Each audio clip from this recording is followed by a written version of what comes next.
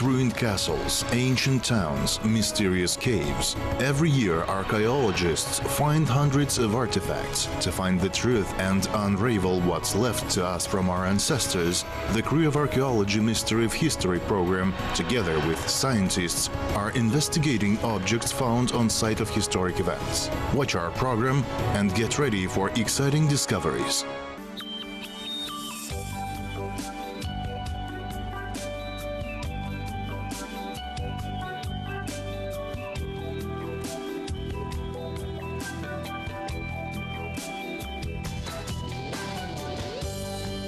Koshkaray Tract is a special location for Kazakh archaeologists. The area of 20 square kilometers located in Zerendi district of Akmala region contains several hundred of archaeological monuments starting from the Bronze Age to just recent past.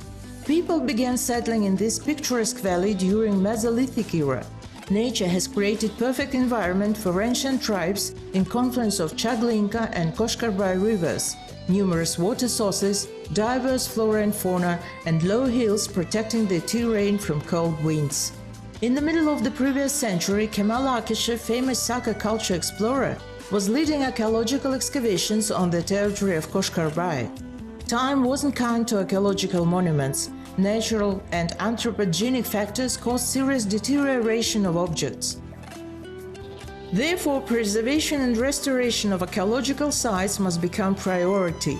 This task is carried out by the Center for Protection and Utilization of Historical and Cultural Heritage Sites.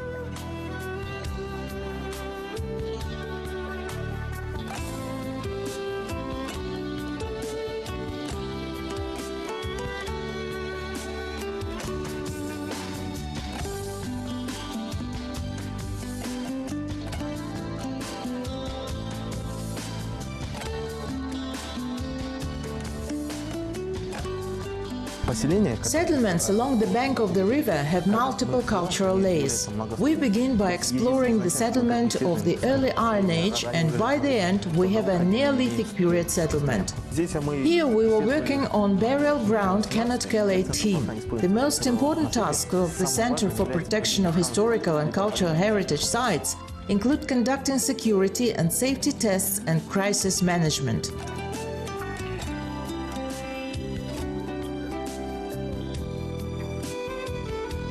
The Kenotkel burial ground was attributed to the Bronze Age. By now, scientists have unearthed and examined only 5 mounds. Archaeologists were concerned that the monument was in danger of destruction. Local entrepreneurs had allocated the territory of archaeological sites to administrative and operational needs. Luckily, recently the archaeological site has been taken under state protection. Conservation and restoration works needed to be done before the site could be awarded the status of a protected history and culture monument. This was preceded by a long and painstaking work studying the burial ground and artifacts found during excavations.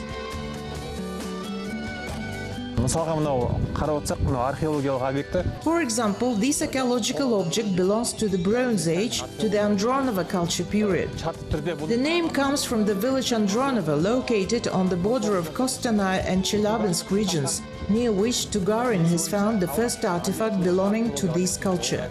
The Bronze Age is divided into 3 periods: early, middle and late. For example, this archaeological site refers to the end of the middle period of the Bronze Age.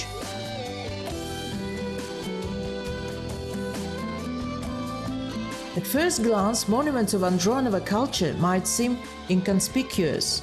But after thoroughly cleaning, a simple stone sticking out of soil can provide a lot of valuable information to the archaeologist.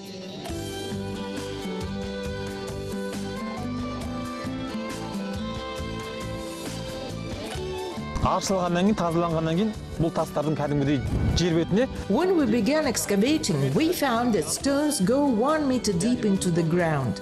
This means that this is a part of a large structure. And then you see these stones stick out of the ground, forming an 8-shaped figure.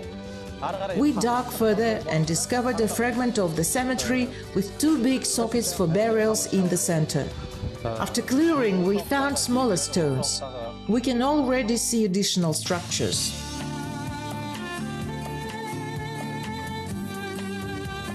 Most of the burials were looted centuries ago. Back in those times, the most valuable metal was bronze.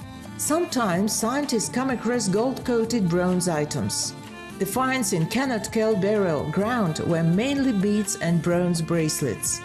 Every item is a valuable evidence of happenings of the past.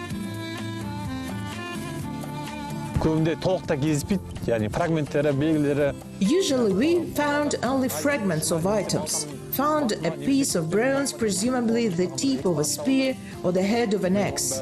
It still needs to be examined.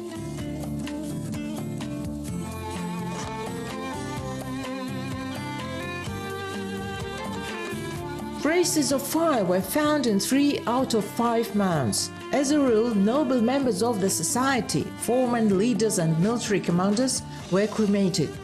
Human skeletons were found in 2 burial mounds, 1 male and 1 female.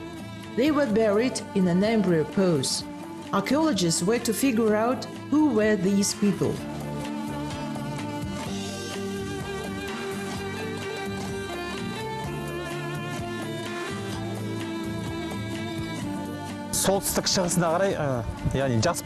The remains of a child were found on the northeastern part of the burial ground. We also found ceramic dishes there. The remains were lying in an embryo position with arms and legs held together. Adults were buried in the same manner. This could mean that a person is born innocent and must be as innocent as a child when he lives. From now on, they will be lying in the womb of Mother Earth.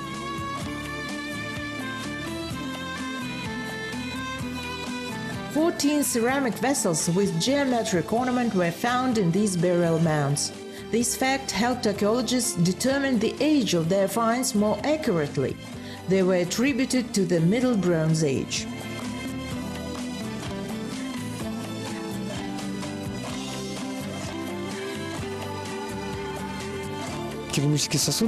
There are 2 types of ceramic vessels. The first is a simple vessel used in everyday life. The second with patterns. For example, this simple vessel was used in everyday life, like modern cookware. We have simple one and special for guests. This kind was used for ritual purposes. This one has triangular pattern depicting sun rays.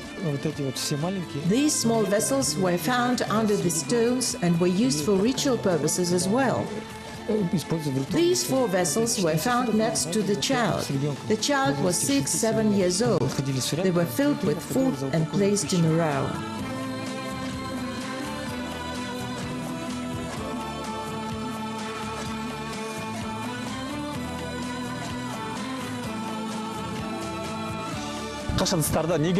Why were they putting ceramic ware? They believed that after death a person enters into another world. And in that world, people are going to need things that they were using during their lifetime. Therefore, their belongings were buried with them. All ceramics, of course, are broken now. They were lying under the ground for centuries. I think they can be attributed to Fedorova subculture. After a thorough examination at the excavation sites, artifacts are sent to the Regional Museum of Local History.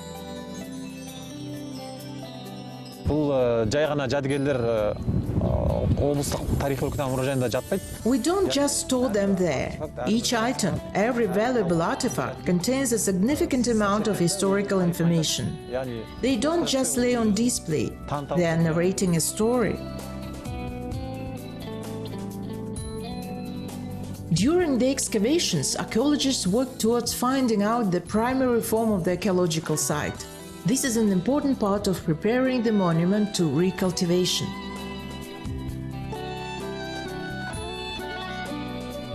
The process of recultivation is under implementation at the moment, the reconstruction of the original landscape.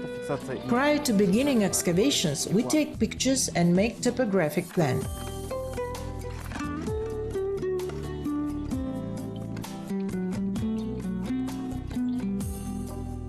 Archeological объект болғаннан кейін бұның барлық несі болады енді методикалық. Since this is an archaeological site, it requires a certain methodical work.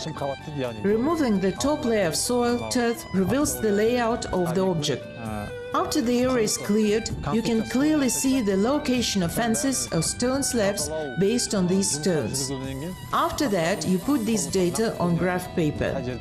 1 square on this paper equal to 25 centimeters.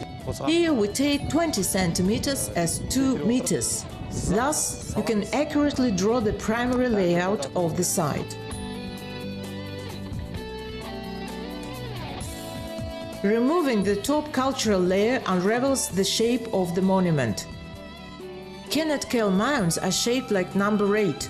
The main circular structure, the tomb, and smaller one adjoining the tomb separated by a ritual fence. The smaller structure contained funeral vessels, skeletons of sacrificial animals. Так, Жаслан, смотри, так. Look, Jaslan, over here. We are facing the north now. Large slabs had to be first put from the northern side. First massive slabs to reinforce this side. Қорымдар, қабірлер ғана емес. There are not only burial grounds, there are settlements here as well. This means that this site is an important heritage spot. Why do we restore these objects? Why do schemes? So that later we could turn this place into an open-air museum. We will demonstrate our history, tell us about our origins. We didn't fall from the sky overnight. Traces of our ancestors, Saka people, remain here. Our history is rooted deep in antiquity. Such archaeological finds prove this. All of this is studied, written down, and placed in the museum. After putting down the layout plan of the mound on paper, archaeologists begin reconstructing the monument. At the moment, they are recreating the structure of the fence around the tomb based on the scheme. Every stone was registered on the plan. Detailed photos are taken and placed on graph paper to create a topographical plan.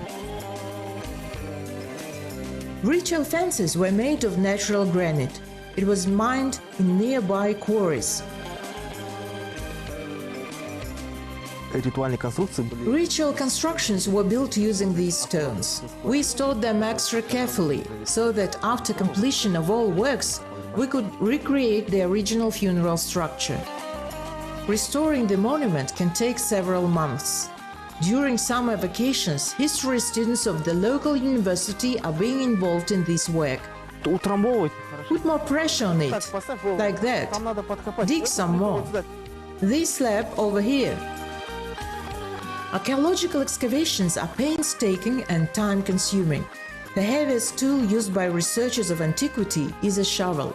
Archaeologists start by unearthing the upper cultural layers. After that, they reach the deeper ones. At this moment, they only use spatulas, brushes, and tweezers. In a couple of years, when grass will cover the surface, it will look more presentable. We'll be able to imagine the burial rites of those times and the size of settlement of the tribes of northern Kazakhstan during the Bronze Age. The recultivation process is coming to an end. The mound acquires its original appearance. It's worth noting that archaeologists had buried the remains of people found during the excavations. After all, their work is not just to study, but also to preserve the heritage of the distant centuries for future generations. It's an unforgettable experience. You touch upon a history that happened 4,000 years ago. With my own hands, I unraveled the legacy our ancestors left for us.